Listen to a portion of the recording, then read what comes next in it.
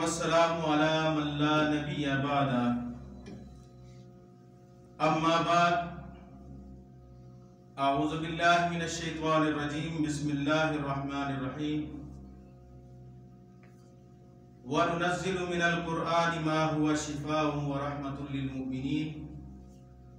وَلَا يَزِيدُ الظَّالِمِينَ إِلَّا خَسَارًا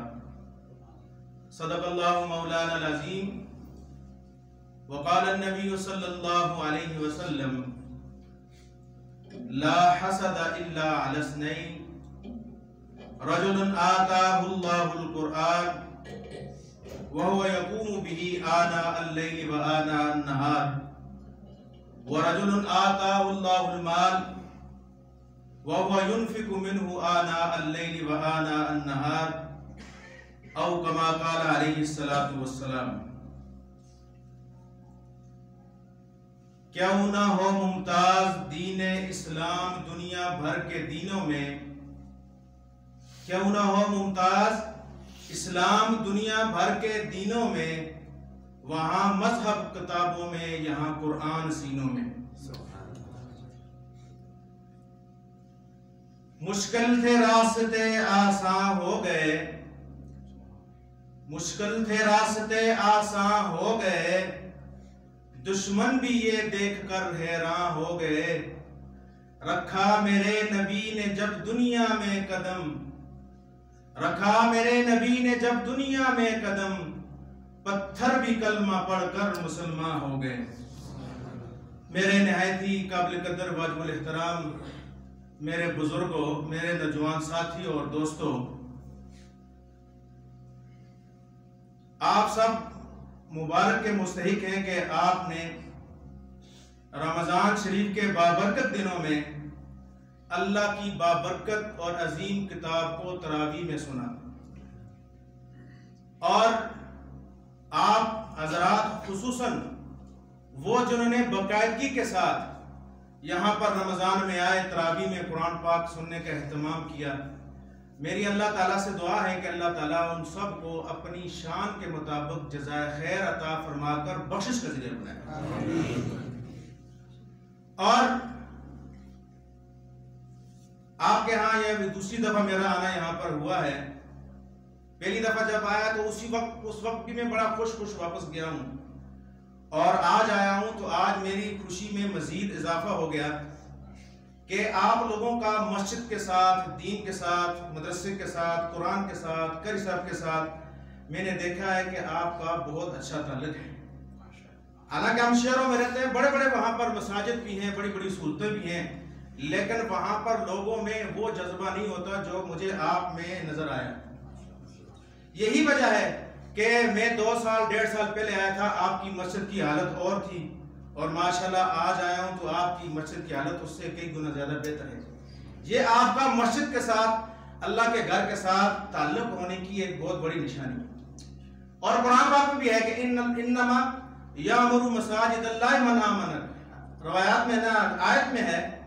کہ اللہ تعالیٰ نے فرمایا کہ مسجدوں کو وہ لوگ آباد کرتے ہیں جو ایمان والے ہوں۔ تو آپ لوگ یہاں پر مسجد میں آ کر بیٹھے ہیں، اپنی اس کو خوش نصیبی سمجھیں، اور جہاں مسجد میں آنا، آپ کا بیٹھنا، یہ اس بات کی علامت ہے کہ اللہ تعالیٰ مجھ سمیت، میں بھی مسجد میں ہوں، آپ کے سامنے ہوں، یہاں پر مطلب یہ ہے کہ اللہ آپ سے راضی ہیں، تب آپ کو مسجد میں آنے کی توفیق دی ہے۔ حالانکہ دنیا کا یہ اصول ہے کہ اگر گھر میں کوئی، ہر ایک کو تو نہ تو انسان اپنے گھر میں بٹھاتا ہے، نہ ہی اس کی کوئی خدمت کرتا ہے، ہمیشہ اپنے گھر میں اسی کو بلاتا ہے جس کے ساتھ اس کا تعلق ہو، رشتہ داری کا تعلق ہو، دوستی کا تعلق ہو، یا کوئی بھی تعلق ہوتا ہے، اس بنا پر تب اس کو اپنے گھر میں لاتا ہے۔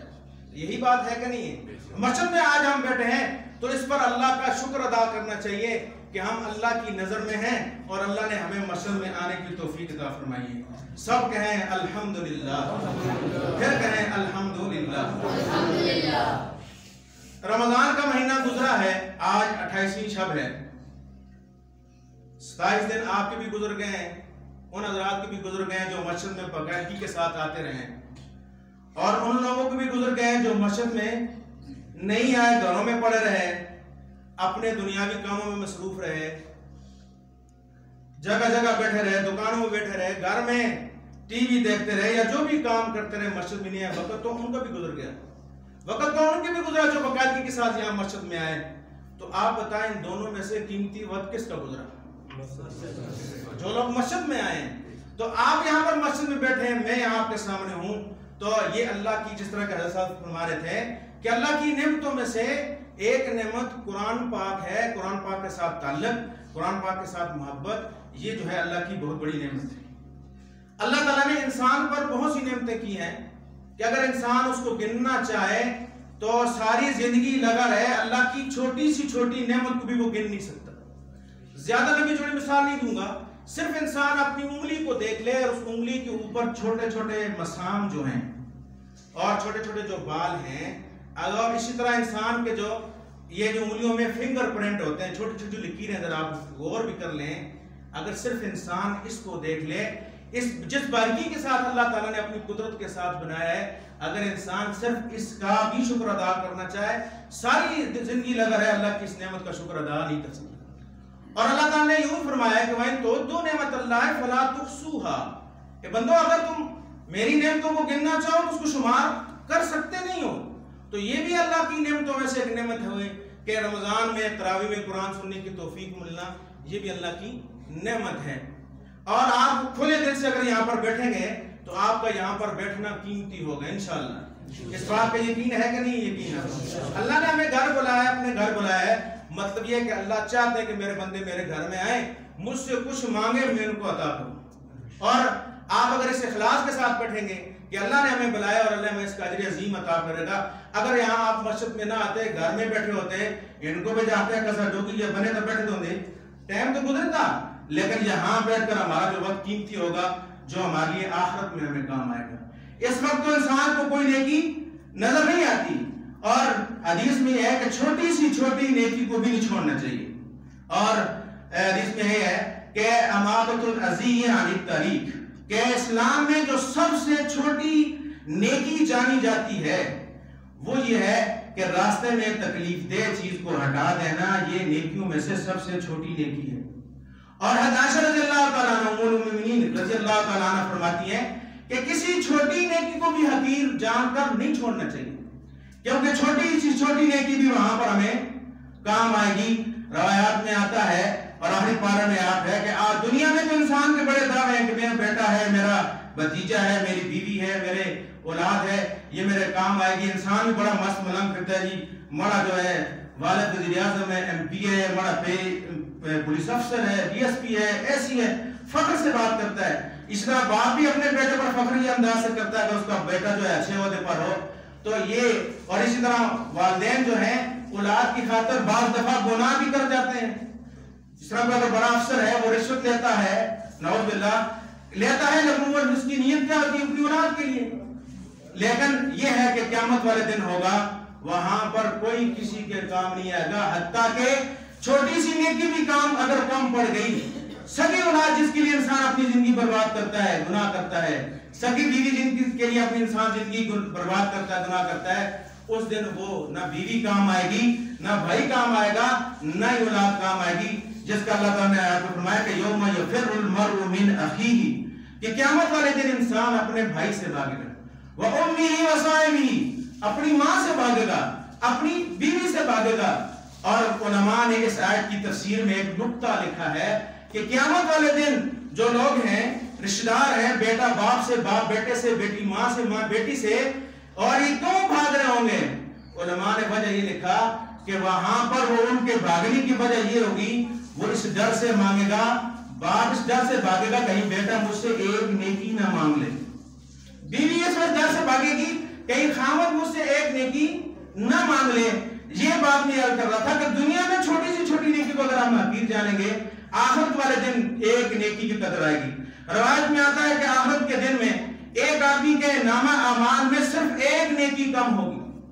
باقی ساری نیکیاں ہیں، اس کے اعمال کو تولا جائے گا، صرف ایک نیکی اس کے نامہ اعمال میں ہے. اب اس کا جب حساب کتاب ہوگا، اللہ تعالیٰ کہیں گے بھی تمہارے نامہ اعمال میں ایک نیکی کم ہے، یا تو نیکی لاؤ یا جہنم میں جاؤ. اب یہ بڑا پریشان اور سرگردان پھرتا ہے، ادھر دوڑتا ہے، بیٹی کی طرف جاتا ہے، بیٹی کی طرف سے کوئی اس کو لیفٹ نہیں ہے، بیوی کو جاتا ہے، بیوی الگ بھاگ رہی ہے، جیسے کہ میں نے آیات پڑھی آگے پارے کی. اپنے رشتہ داروں کی طرف جاتا ہوں، فلانے میرا رشتہ دار ہے، اس سے جا کر کہوں کہ مجھے ایک نیکی دے دے۔ بیوی کے پاس جانے کی کوشش کرے گا کہ تو اپنی ساری زندگی میں نے اس کے لیے کیا نہ کیا کیا ہے، ایک نیکی مانگوں گا مجھے دے دے گی۔ جب سب کے پاس سے مایوس ہو کر لوٹے گا اور دل میں یہ تصور کرے گا کہ اب میں پکا جہنمی ہوں، اور مایوس ہو کر سر نیچے لٹکائے وہ جا رہا ہوگا، آگے سے ایک اس کو دوسرا آدمی ملے گا، وہ دونوں آپس میں ملاقات کریں گے، تو جس کی ایک نیکی کم ہوگی یہ بڑا پریشان ہے، اور وہ شخص جو دوسری طرف سے آ رہا ہے جس کی صرف ایک نیکی نہ مال میں، اب یہ اس سے پوچھے گا ایک نیکی والا، بھئی تو کیوں پریشان ہے؟ اس نے کہا پریشان اس وجہ سے ہوں کہ میرے پاس ایک نیکی کم ہے، باقی میرے پاس نیکیاں بڑی ہیں، صرف ایک نیکی کم ہے، اس وجہ سے میں پریشان ہوں، اگر مجھے مل جاتی ہے تو میرا بیڑا جو ہے پار ہو جائے گا، نہیں ملی تو میں دوزخ میں جاؤں گا۔ پھر اس ایک نیکی جس کی کم تھی وہ ایک نیکی والے سے پوچھے گا بھئی تو کیوں پریشان ہے؟ تو ایک نیکی والے کہے گا میں پریشان اس وجہ سے ہوں بھئی میری ایک ہی نیکی ہے، یہ میری کس کام کی، میں پکا جہنمی ہوں، بس میری باری آنے والی ہے حساب کتاب کی، میرا حساب کتاب ہوگا اور پھر میرے پاس چونکہ ایک نیکی ہے میں سیدھا دوزخ میں چلا جاؤں گا، میں اس وجہ سے پریشان ہوں۔ اب جو جس کی ایک نیکی کم تھی وہ اس ایک نیکی والے کو کہے گا کہ بھئی اگر تو ناراض نہ ہو، تم نے تو ویسے بھی دوزخ میں جانا ہے، تم یوں کرو کہ مجھے اپنی ایک نیکی دے دو، مجھے ایک نیکی جب مل گئی تو میں جنت میں جا سکتا ہوں، تم نے تو ویسے بھی دوزخ میں جانا ہے۔ اللہ تعالیٰ یہ سارا معاملہ دیکھ رہے ہیں۔ اب وہ آدمی جس کے پاس ایک نیکی ہے وہ کہتا ہے ٹھیک ہے بھئی میں تو ویسے بھی جنت میں جاؤ، تم ایک نیکی لے لو، تم تو جنت میں جاؤ، میرے ساتھ جو ہوگا دیکھا جائے گا۔ روایت میں آتا ہے کہ جب ان دونوں کی گفتگو ہو رہی ہوتی ہے، روایت میں آتا ہے کہ اللہ تعالیٰ ان دونوں کی گفتگو کو دیکھ کر مسکراتے ہیں، اور جب یہ آدمی ایک نیکی لے کر خوشی خوشی اللہ کے پاس واپس جاتا ہے اور اللہ جاننے کے باوجود پوچھتے ہیں بندے تو بڑا مایوس ہو کر گیا تھا، بڑا خوش ہو کر آیا ہے، کیا ہوا؟ تمہارے بیٹے نے نیکی دے دی، تمہاری بیوی نے نیکی دے دی، تمہارے بھائی نے نیکی دے دی، کیا وجہ اتنا خوش ہو کر کیوں آ رہا ہے؟ اس نے کہا اللہ بس میرا کام ہو گیا، ایک آدمی تھا جس کے پاس ایک ہی نیکی تھی، اس نے مجھے دے دی، اس نے کہا یار تو تو جنت میں جا، میں تو ویسے بھی جہنم میں جاؤں گا، تمہارا کام ہو جائے گا، میں تو ویسے بھی نہیں بخشا جاؤں گا۔ اب اللہ تعالیٰ جاننے کے باوجود پوچھیں گے اچھا اس آدمی نے نیکی کس بنیاد پر دی؟ وہ آدمی کہے گا اللہ وہ مایوس ہو کر آپ کی رحمت سے مایوس ہوا کہ میں ایک ہی نیکی ہے، میں اس سے کامیاب نہیں ہو سکتا، اور آپ کے خوف کی وجہ سے اس نے مجھے دے دی، اور اس چیز کا بالکل پکا اس کو یقین تھا کہ میں دوزخ میں جاؤں گا۔ تو اللہ تعالیٰ اس آدمی کو کہیں گے کہ واقعتاً اس کو یہ ڈر اور خوف تھا کہ میرے خوف کی وجہ سے اس نے تمہیں نیکی دی کہ میں دوزخ میں ویسے جاؤں گا اور تمہارا بیڑا پار ہو جائے گا۔ وہ کہے گا یا اللہ بالکل اس نے اسی نیت سے دی ہے۔ تو اللہ تعالیٰ کہیں گے اچھا یار اس کو بھی بلاؤ، اور بلا کر پوچھیں گے بتائی اس ایک نازک موقع پر نازک دن میں کوئی کسی کو ایک نیکی نہیں دیتا، تو نے اس کو ایک نیکی کیوں دی؟ اللہ تعالیٰ یہ ساری بات جانتے ہیں علم رکھنے کے باوجود وہ کہے گا یا اللہ میں نے تو ویسے بھی دوزخ میں جانا تھا، میں نے کہا جاؤ میں تو دوزخ میں جاؤں گا لیکن اس کا بیڑا پار ہو جائے، میں نے اس نیت سے اس کو دی ہے۔ تو اللہ تعالیٰ کہیں گے اچھا تم نے اس نیت سے دی ہے، جاؤ یہ بھی جنتی ہے اور تو بھی جنتی ہے۔ بات عرض کرنے کا یہ مقصد ہے کہ چھوٹی سی نیکی بھی دنیا میں جو ہے اس کی قدر ہم کو کرنی چاہیے، جیسے کہ عائشہ رضی اللہ عنہا کی میں نے روایت آپ کو سنائی۔ دوسرا آپ لوگوں سے یہ گزارش ہے کہ یہاں پر آپ بیٹھے ہیں کس کے لیے؟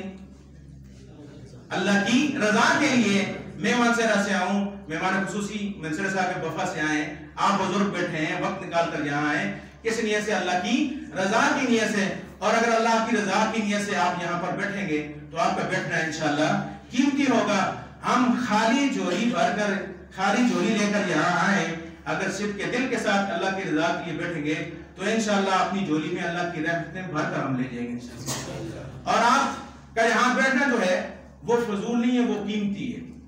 آپ یوں سمجھیں کہ ہمارے ارد گرد فرشتے بیٹھے ہیں، ہمارے دائیں طرف بھی فرشتے بیٹھے ہیں اور ہمارے بائیں طرف بھی فرشتے بیٹھے ہیں، ہمارے جو ہے پیٹھ پیچھے بھی فرشتے بیٹھے ہیں۔ یہ بات میں نے کیوں کہی؟ حضرات علماء حضرات بیٹھے ہیں، ایک لمبی تفصیلی حدیث ہے لیکن میرے کو مختصراً عرض کر دیتا ہوں، اور یہ صرف آپ کو یہ باور کرانے کے لیے یہ حدیث سنا رہا ہوں کہ آپ یہ سمجھیں کہ یہاں پر بیٹھنا آپ کا بہت قیمتی ہے، فضول نہیں ہے۔ جتنی دیر ہم یہاں بیٹھیں گے ہمارا وقت یہ قیمتی ہوگا۔ روایت میں آتا ہے ہم مسلمان ہیں، بے شک ہم میں سے کمزور ایمان والا بھی اگر ایک مومن ہے، مسلمان ہے، اس چیز کو اس کا ایمان ہے کہ انسان کے ساتھ فرشتے ہیں، کرام کاتبین جو انسان کے اعمال لکھتے ہیں، اور پھر یہ ہے کہ صبح کے فرشتے اور شام کے فرشتوں کی اور جو ڈیوٹی ہوتی ہے، صبح کے فرشتے جب واپس آ جاتے ہیں وہ ان کی جب ڈیوٹی ختم ہوتی ہے شام کے آ جاتے ہیں. اس طرح فرشتے جب جاتے ہیں اللہ کے پاس جا کر حاضری لگاتے ہیں تو اللہ تعالیٰ جاننے کے باوجود فرشتوں سے پوچھتے ہیں فرشتوں بتاؤ تم کہاں سے آئے؟ تو فرشتے کہتے ہیں کہ یا اللہ ہم فلانی بستی سے گزر رہے تھے، فلانے گھر کے پاس سے ہم گزر رہے تھے اور وہاں گھر میں دیکھا یا اللہ بوڑھے لوگ جو ہیں وہ بھی تلاوت کر رہے تھے، مائیں بہنیں بھی، عورتیں بھی تلاوت کر رہی تھیں، بچے بھی تلاوت کر رہے تھے، مسجد میں بچے مدرسے میں سبق پڑھ رہے تھے، مسجد میں یا اللہ تیرا نبی کا تذکرہ ہو رہا تھا، تیرا ذکر ہو رہا تھا، تیرے قرآن پاک کو پڑھا جا رہا تھا، تو وہ اللہ جو ہے وہ وہاں پر اس کاموں میں مصروف تھے. تو اللہ تعالیٰ پوچھیں گے کہ بتاؤ وہ جو لوگ جن کو تم نے دیکھا ہے میرا ذکر کر رہے تھے، قرآن پاک پڑھ رہے تھے، ان کا یہ سارا کام ذکر کرنا، قرآن پاک پڑھنا، تسبیحات کرنا، ان کا مقصد اور غرض کیا ہوتی؟ تو فرشتے کہیں گے یا اللہ ان کا مقصد اور غرض صرف تیری رضا تھی کہ وہ تیری رضا کے لیے بیٹھے تھے اور اس امید سے بیٹھے تھے کہ ہم تیرے گھر میں بیٹھیں گے، تیری کلام کو پڑھیں گے، ذکر اذکار کریں گے، توبہ استغفار کریں گے اور اس سے ہم سے اللہ راضی ہوگا. تو اللہ تعالیٰ کہیں گے واقعتاً وہ میری رضا کے لیے بیٹھے ہوئے تھے، میرا ذکر کر رہے تھے، تلاوت کر رہے تھے، تسبیحات پڑھ رہے تھے، توبہ استغفار کر رہے تھے. تو فرشتے کہیں گے ہاں یا اللہ وہ خالصتاً تیری رضا کے لیے وہاں پر مسجد میں بیٹھ کر وہ یا گھر میں بیٹھ کر وہ کر رہے تھے. تو اللہ تعالیٰ کہیں گے اچھا اگر وہ میری رضا کے لیے یہ سارے کام کر رہے تھے فرشتوں گواہ رہنا آج میں نے سب کو بخش دیا ان کو. اور پھر فرشتوں کو اللہ حکم دیتے ہیں اچھا جاؤ فلانی مسجد میں فلانے گھر میں اگر اللہ کا کلام پڑھا جا رہا ہے تم بھی جا کر سنو. اور پھر دوبارہ فرشتے آتے ہیں اور جہاں پر ذکر اذکار کی محفل ہو رہی ہوتی ہے، قرآن پاک کی تلاوت ہو رہی ہوتی ہے، فرشتے ان کو گھیر لیتے ہیں اور باقاعدہ ان کو سنتے ہیں. اور علماء حضرات کی حضوری میں کہتا ہوں کہ فرشتے سنتے ہیں قرآن پاک، اور یہ ہے کہ فرشتوں میں اللہ تعالیٰ نے سننے کی صلاحیت ڈالی ہے کہ وہ قرآن پاک کو سن سکتے ہیں لیکن وہ پڑھ نہیں سکتے. سوائے حضرت جبریل علیہ السلام کے وہ پڑھ بھی سکتے ہیں، جیسے کہ سورہ اقرا میں ہے حضور اکرم صلی اللہ علیہ وسلم پاس آئے اور پھر یہی آ کر باقاعدہ آپ کو سورہ اقرا جو ہے وہ پڑھائی. لیکن باقی فرشتے جو ہے قرآن پاک کو پڑھ نہیں سکتے، سن سکتے ہیں. جب تک اس محفل میں لوگ قرآن پاک کی تلاوت کرتے رہتے ہیں، ذکر و اذکار کرتے رہتے ہیں، توبہ استغفار کرتے رہتے ہیں، وہ فرشتے باقاعدہ اس محفل میں باقاعدہ بیٹھے رہتے ہیں. اور ایک حدیث میں یہ بھی آتا ہے کہ دنیا کے جس گھر میں جس بستی میں قرآن پاک کی تلاوت زمین پر اگر ہو رہی ہو وہ فرشتوں کو آسمان میں ایسے نظر آ رہے ہوتے ہیں. وہ گھر کون سے گھر؟ جن میں قرآن پاک پڑھا جا رہا ہو، وہ فرشتوں کو دنیا کے وہ ان گھروں میں سے ان جگہوں میں سے جہاں کے اللہ کا کلام پر جو ہے وہ پڑھا جا رہا ہو ایسے نظر آتا ہے جیسے کہ ہم زمین والوں کو آسمان پر تارے نظر آتے ہیں. جہاں ہم تارے نظر آتے ہیں ہم کو نا فلانا تارا جی ادھر روشنی ہے، آج چاند نکلے، ستارے نکلے ہوئے ہیں. اسی طرح جس گھر میں اللہ کی قرآن پاک کی تلاوت ہو آسمان سے فرشتوں کو بھی وہ گھر ایسے محسوس ہوتے ہیں جیسے کہ ہمیں آسمان پر تارے نظر آتے ہیں.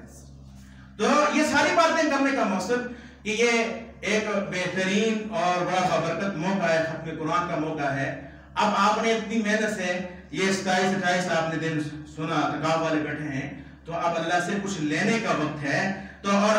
علماء نے لکھا ہے، حدیث میں بھی ہے کہ ختم قرآن کے موقع پر جو بھی دعا صدق کے دل سے مانگی جائے اللہ تعالیٰ اس جائز دعا کو قبول فرماتے ہیں. اور صحابہ کرام رضوان اللہ تعالیٰ اجمعین کا جو قیامت تک نام زندہ رہے گا کہ ان کو اللہ نے خطاب دیا کہ رضی اللہ عنہ ورضوا عنہ، کہ صحابہ کی جماعت وہ ہے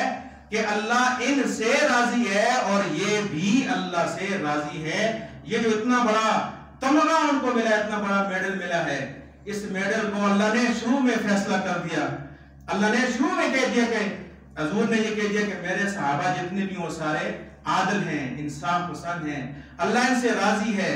تو اگر آج کوئی اللہ کے فیصلے میں ٹانگ اڑانے کی کوشش کرے گا اس کی اس بات کو مانا جائے گا؟ نہیں مانا جائے گا. صحابہ کو جو اتنا بڑا مقام ملا ہے کہ صحابہ بھی جس طرح عاشق رسول ہوا کرتے تھے اسی طرح جو ہے عاشق قرآن بھی ہوا کرتے تھے. اور ان کو قرآن کے ساتھ اتنی لگن اور اتنا تعاون تھا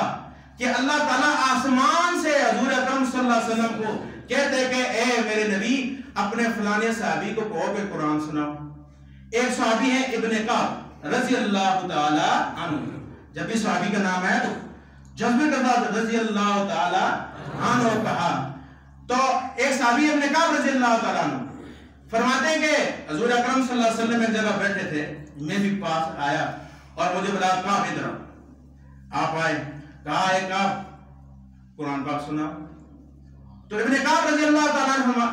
گھبرا گئے, پریشان ہوئے, یا رسول اللہ میں آپ کے سامنے کیسے جو ہے قرآن سنا سکتا ہوں.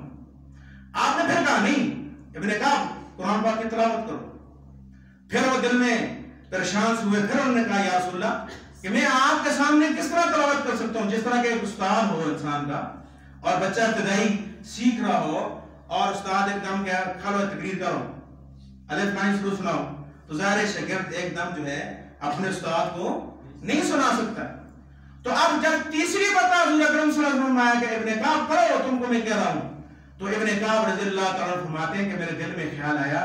کہیں اللہ نے تو نہیں کہا مجھ سے قرآن پاک سننے کا ضرور. پھر حضور اکرم صلی اللہ علیہ وسلم سے سوال کیا حضرت ابن کعب نے کہ اللہ سمانی, یا رسول اللہ آپ جو مجھ کو بار بار قرآن پاک پڑھنے کا کہہ رہے ہیں, کیا اللہ نے میرا نام لے کر کہا کہ ابن کعب کو کہو کہ تلاوت کرو. آپ نے کہا ہاں اللہ نے تمہارا نام لے کر کہا کہ تم جو ہے میرا کلام پڑھو. تو کتنی بڑی فضیلت کی بات ہے یہ جو اللہ نے براہ راست صحابی کا نام لے کر تلاوت کا کہا ہے, تو ظاہر ہے ان لوگوں کا قرآن کے ساتھ تعلق تھا, اور جن لوگوں کا قرآن کے ساتھ تعلق ہوتا ہے وہ اللہ کے ہاں بڑے اعلیٰ مقام اور مرتبے والے ہوتے ہیں. دنیا میں قرآن پاک پر جو غلاف ہوتا ہے, اب غلاف پاک کپڑا ہے, اس کو ہم غلاف بنا کر قرآن پاک اوپر چڑھاتے ہیں, اگر لے جاتے ہوئے راستے میں گر جائے تو ہم کتنا ایک دم کرتے ہیں استغفر اللہ, ایک دم اس کو اٹھا کر چومتے ہیں, صاف کرتے ہیں, دل سے لگاتے ہیں, حالانکہ کپڑا ہی ہے, لیکن وہ کپڑا اتنا عزت والا اور مقام والا کیوں ہوا؟ وہ قرآن کے ساتھ اس کا تعلق جڑا, اس کپڑے کا قرآن کے ساتھ تعلق جڑا, اس وجہ سے اس کا مقام اور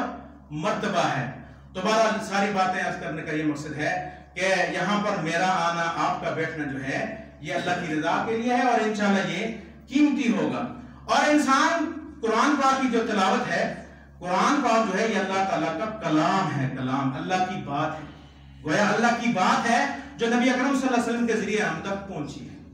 اور روایت میں آتا ہے کہ اگر کوئی شخص قرآن پاک کی تلاوت کرتا ہے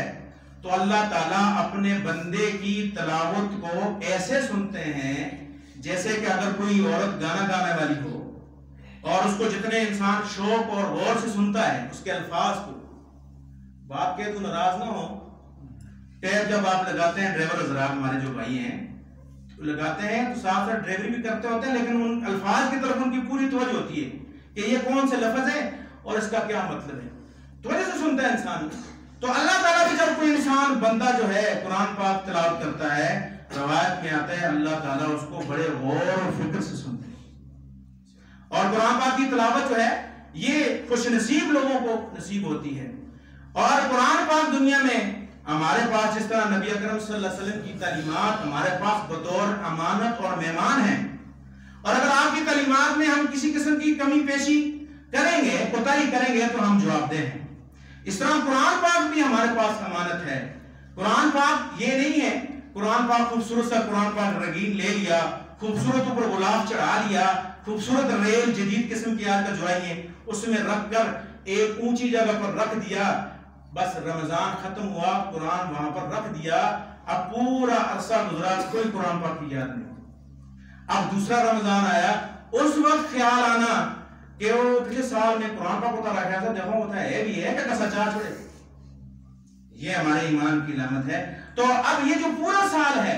اس میں جو قرآن پاک کی تلاوت ہم نے نہیں کی اور قرآن پاک کی طرف ہم نے نہیں دیکھا اور قرآن کی جو ہے تعلیمات پر ہم نے عمل نہیں کیا, اس کا جو ہے ہم سے حساب کتاب ہوگا. تو جس طرح میں جو ہے اس بات کی توقع کرتا ہوں انشاءاللہ آپ کی جذبات ایسے ہیں, جس طرح بھی آپ مسجد میں بڑے شوق سے آئے ہیں, میں امید رکھتا ہوں انشاءاللہ اس نظام ہے آپ کے متعلق آپ رمضان کے بعد بھی اسی طرح مسجد کو آباد کریں گے. جیسے کہ میں نے آیت کا ترجمہ بتایا کہ اللہ نے فرمایا کہ اللہ کے گھروں کو وہی لوگ آباد کرتے ہیں جن میں ایمان ہو. اور آخری بات عرض کرتا ہوں کہ قرآن پاک جو ہے حدیث میں آتا ہے کہ دو چیزیں انسان کی سفارش کریں گی اور ان کی سفارش قبول کی جائے گی، ان کی سفارش رد نہیں ہوگی۔ ایک روزہ اور دوسرا قرآن پاک۔ اور ایک روایت میں آتا ہے کہ القرآن شافع و مشافع، قرآن ایک ایسا سفارشی ہے کہ جس کی سفارش رد نہیں کی جائے گی بلکہ اس کی سفارش کو قبول کیا جائے گا۔ اور روایت میں یہ بھی آتا ہے کہ عرش کے نیچے جو ہے، اللہ تعالیٰ کے عرش کے نیچے 3 چیزیں ہیں، ایک قرآن، دوسرا امانت، ایک قرآن اور دوسرا امانت، اور تیسرا رشتہ داری جو ہماری آپس میں رشتہ داری ہے، یہ بھی باقاعدہ اللہ کی مخلوق ہے۔ اب قرآن پاک اپنے بندے جو اس کو پڑھنے والا ہوگا قیامت والے دن، اس کے متعلق اللہ سے وہ جھگڑا کرے گا۔ ظاہر جھگڑے سے یہ مراد نہیں جو ہمیں ان کو میں آتی تھی کول گیا فرینڈ چمبیلا سی نا، جھگڑے سے مراد اس بندے کی پڑھنے والے کی سفارش کرے گا، اور اس وقت تک سفارش کرتا رہے گا جب تک کہ اپنے اس پڑھنے والے کو، اپنی تعلیمات پر عمل کرنے والے کو جب تک وہ جنت میں نہیں لے جائے گا، وہ اللہ تعالیٰ کے سامنے اس بندے کے لیے لڑتا رہے گا۔ تو بہرحال ساری باتیں کرنے کا یہ مقصد ہے، یہاں پر ہم جو بیٹھے ہیں اس نیت سے آپ بیٹھے ہیں، جتنا بھی وقت ہے مہمان خصوصی ہیں، اور جتنی بھی میں باتیں کی ہیں آپ کے مولوی صاحب کی حکم کے مطابق کی ہیں، تو بہرحال یہ ہے کہ ساری باتیں کرنے کا یہ مقصد، یہاں ہم بیٹھیں گے انشاءاللہ ہمارا وقت قیمتی ہوگا، وقت تو باہر بھی گزر جائے گا، جو وقت ہمارا اللہ کے گھر میں گزر جائے وہ بہت قیمتی ہے۔ ہم جب سنتے پڑھتے ہیں فرض کے بعد، اگر ایک جگہ یہاں سنتے پڑھتے ہیں، جب سنت کی باری آتی ہے تو ہم جگہ تبدیل کرتے ہیں، اور دوسری سن پڑھتے ہیں پھر ہم جگہ تبدیل کرتے ہیں۔ آپ حضرات کہنے میں ہوگا جب ہم کیوں تبدیل کرتے ہیں؟ فرض ہم نے ایک جگہ پڑھے نا، سنتے ہیں ہم دوسری جگہ پڑھتے ہیں، کیوں؟ کس نیت سے پڑھتے ہیں؟ یہی نیت ہوتی ہے کہ فرض میں تھا پڑھیں، سنتا ہوں تو پڑھ کرنا کہ تاکہ یہ جو جگہ ہے یہ بھی کل قیامت کے اندر بڑی گواہی دے کہ کیسے نماز پڑھی، یہی اسی لیے سے ہم پڑھتے ہیں نا۔ تو مسجد میں آج جب ہم بیٹھے ہیں، اور آپ نے نماز سنا ہوگا، مسجد جو ہے جنت کے ٹکڑوں میں سے ایک ٹکڑا ہے، اللہ کی جتنی بھی مسجدیں ہیں یہ جنت کے ٹکڑوں میں سے ایک ٹکڑا ہے، تو ہم جنت کے ٹکڑے میں بیٹھے اور محروم ہو کر جائیں تو یہ بڑی فکر مندی والی اور سوچ والی بات ہے۔ بہرحال جتنی باتیں کی ہیں، سب سے پہلے مجھے اللہ نے جو ہے اس پر عمل کرنے کی توفیق عطا فرمائے، پھر ہم سب کو اس پر عمل کرنے کی توفیق عطا فرمائے۔ باقاعدہ چونکہ ہمارے مہمان خصوصی بہت دور سے آئے تو مختصر ہی پروگرام ہوگا، اور میں سب سے پہلے تلاوت قرآن پاک کے لیے احمد جو حافظ احمد کو دعوت دیتا ہوں کہ وہ آ کر قرآن پاک کی تلاوت کریں۔ حافظ احمد۔